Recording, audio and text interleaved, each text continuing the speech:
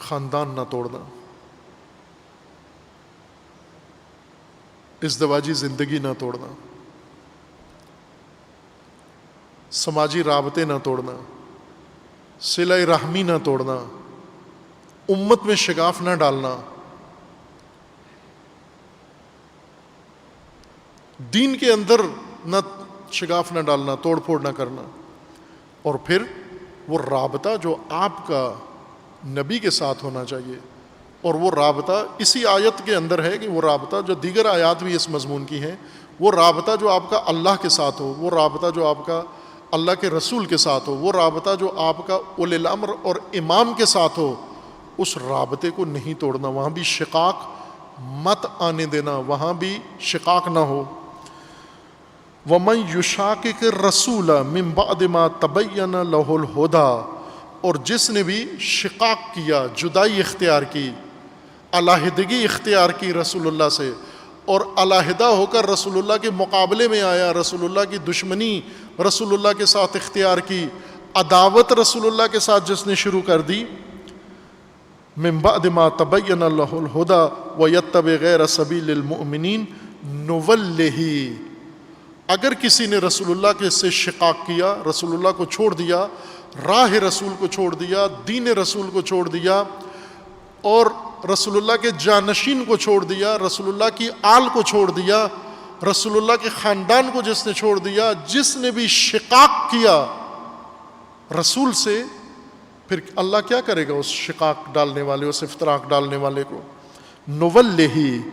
ہم اسے پھیر دیں گے، ما تولا، رسول کو چھوڑ کر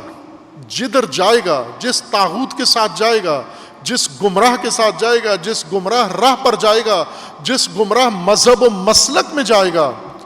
اللہ کا فرمان ہے کہ سزا کے طور پر ہم اسے وہیں پہ رکھ دیں گے، وہیں اسی گمراہی پہ قائم رکھیں گے، ہم بھی اسے وہیں پہ رکھیں گے. نولہ ما تولا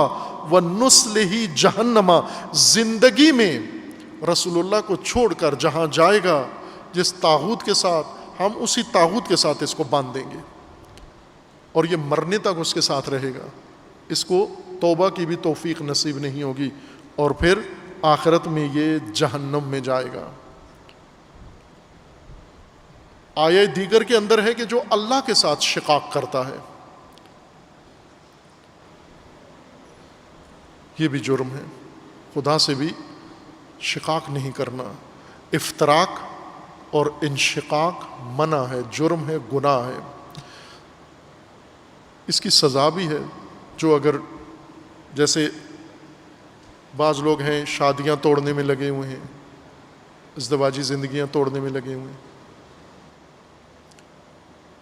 ماں باپ بن کر توڑ رہے ہیں یا کوئی اجنبی بن کر توڑ رہے ہیں،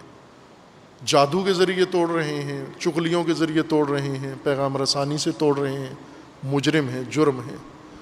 جو دین خدا میں شقاق ڈال رہے ہیں، تفرقہ ڈال رہے ہیں، مجرم ہیں.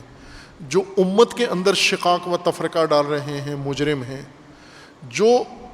امت کا رابطہ رہبر سے اور امام سے توڑ رہے ہیں، یہ بھی مجرم ہیں، یہ بھی مستحق سزا ہے. شقاق قرآن کی زبان میں، قرآن کے دین میں ممنوع اور حرام ہے. اب توجہ کریں کہ چونکہ شقاق کا حکم قرآن میں یہ ہے، یہ مجرم، یہ بنو امیہ کا مجرم، یہ امام حسین علیہ السلام کو متہم کر رہا ہے کہ آپ نے یزید کے خلاف قیام کیا ہے، بنو امیہ کی فاسد حکومت کے خلاف قیام کیا ہے، آپ شقاق کے مرتکب ہو رہے ہیں. چونکہ شقاق قرآن کی نگاہ میں جرم ہے، گناہ ہے، اور سزا والا، جس کے اوپر سزا ہے وہ جرم ہے. در حقیقت یہ میدان ہموار کر رہے ہیں، اور انہوں نے صرف یوں نہیں کہ امام حسین علیہ السلام کو کہا شقاق کر رہے ہیں، وسیع سطح پر یہ میدان انہوں نے ہموار کیا ہے. اور یزید کے خلاف آواز اٹھانا، شقاق کیسے کہہ دیا اس نے، اس کے لیے پہلے انہوں نے بہت وسیع کام کیا ہوا تھا. مذہبی کام، تبلیغی کام، دینی کام، اداراتی کام، تنظیمی کام، حزبی کام، انہوں نے بہت چھوٹی سطح پر عوام کی سطح کے اوپر یہ کام کیا ہوا تھا کہ یزید جیسے حکمران کے خلاف آواز اٹھانا شقاق ہے۔ اب آپ کی خدمت میں وہ بنو امیہ کا یہ جرم کا یہ حصہ، اس کی ایک جھلک پیش کروں گا۔ انہوں نے کیا کیا؟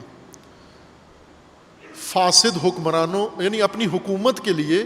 جو انہوں نے میدان ہموار کیا، ہم امامت کے لیے کچھ بھی نہیں کر رہے، بخن بخن کے علاوہ، واہ واہ کے علاوہ کچھ بھی نہیں کر رہے۔ محرم امام کے قیام کا مہینہ ہے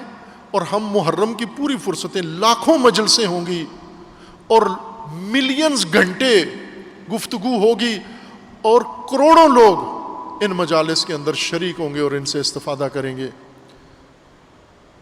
لائیو سامنے بیٹھ کر بھی اور آن لائن بھی۔ لیکن ان کروڑوں گھنٹوں میں اور کروڑوں انسانوں کی موجودگی میں امامت کی مناسبت سے ہونے والی گفتگو میں آپ یہ دیکھیں کہ نظام امامت کے لیے زمین ہموار کرنا، میدان ہموار کرنا، قوم کو تیار کرنا، امت کو تیار کرنا، مملکت کو تیار کرنا، نسلوں کو تیار کرنا، کتنے گھنٹے اس کام پر صرف ہوئے ہیں۔ اور کیوں امامت 1200 سال سے بلکہ 1400 سال سے معطل نظام ہے، نافذ نظام نہیں ہے؟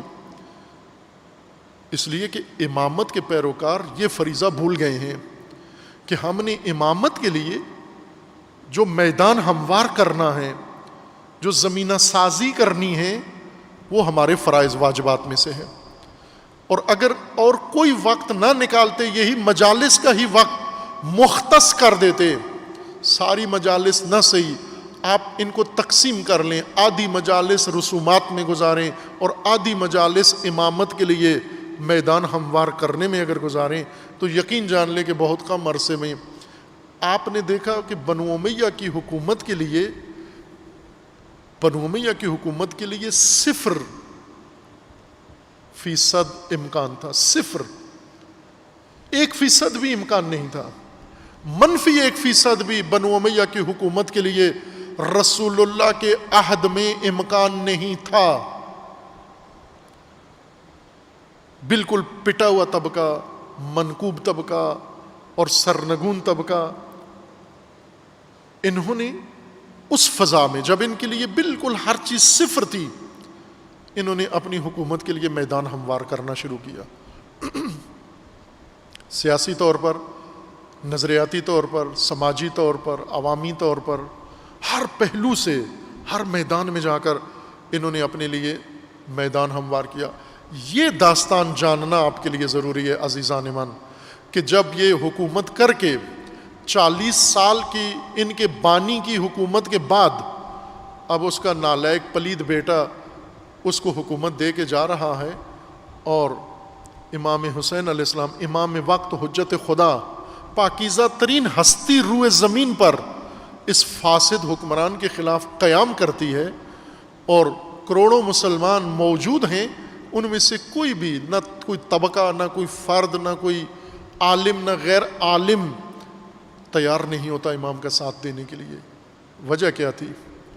وجہ یہ تھی کہ بنو امیہ نے میدان بنایا ہوا تھا، زمینہ سازی کی ہوئی تھی، امامت کے لیے زمینہ لوگوں نے ہموار نہیں کیا ہوا تھا۔ امام کے ہوتے ہوئے، امام سجاد کے ہوتے ہوئے سب کچھ ہو رہا ہے، ہر آدمی قیام کر رہا ہے، ہر آدمی فوج بنا رہا ہے، ہر آدمی قبضہ کر رہا ہے۔ کوفہ، امام سجاد علیہ السلام کے زمانے میں کوفہ فٹ بال گیند کی طرح تھا، ایک دن کوفہ بنو امیہ کے پاس ہوتا، ایک دن کوفہ کیسانیوں کے پاس ہوتا، ایک دن کوفہ زبیریوں کے پاس ہوتا، ایک دن کوفہ کسی اور کے ہاتھ میں چلا جاتا۔ امام سجاد علیہ السلام کے زمانے میں شیعوں کا شہر گیند بنا ہوا ایک دوسرے کو پاس دے رہے ہیں، اور تنہا